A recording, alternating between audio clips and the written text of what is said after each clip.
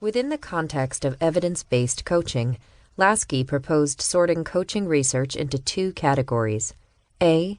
Research in coaching, which includes primarily qualitative studies of the coaching relationship and the phases and outcomes of the coaching process, and B. Research on coaching, which consists of quantitative studies with a wide scope and made up of a mix of sociology, market research, and evidence-based legitimacy boosting. Lasky observed that increasingly these two types of research are combined to produce studies with a mixed quantitative-qualitative methodology, which serves as grounding of a profession in the making.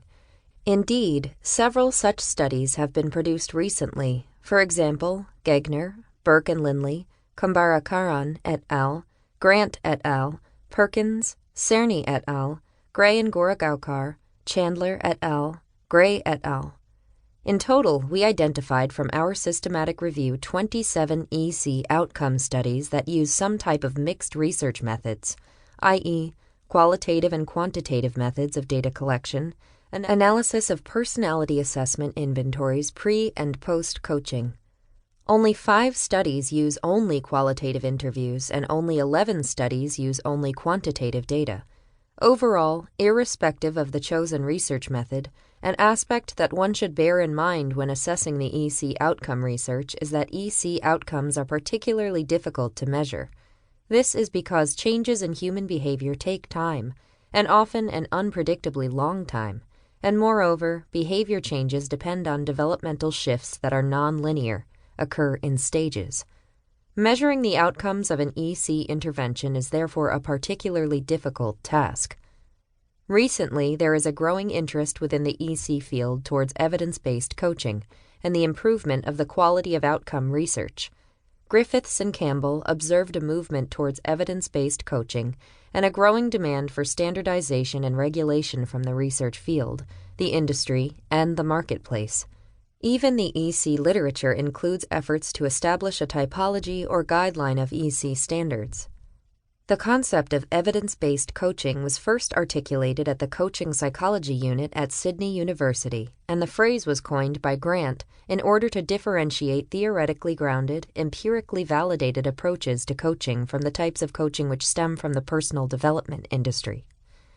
The concept seems to be increasingly accepted amongst professional coaches and the purchasers of corporate coaching services. This is because evidence-based practice holds much promise as an approach to increasing the credibility and quality of coaching.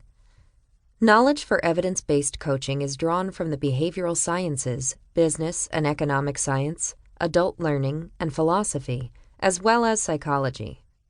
It borrows its term from the medical context and refers to the intelligent and conscientious use of best current knowledge in making decisions about how to deliver coaching to coaching clients, and in designing interventions for coaching clients using up-to-date information from relevant, valid research, theory, and practice found in the established literature in related fields in addition to coach-specific literature. The need for an evidence-based approach to coaching appears as a response to the emergence of coaching as a profession. Drake recently called for the coaching field to make ample room for both rigorous research and vigorous practice as sources of evidence, and to respond to internal and external forces that are at play in shaping the evidence conversation and its outcome. The coaching literature is now recognizing the need to establish a clearer canon and taxonomy of evidence that addresses the following core questions: A. What works? B. How it works? C. Why it works?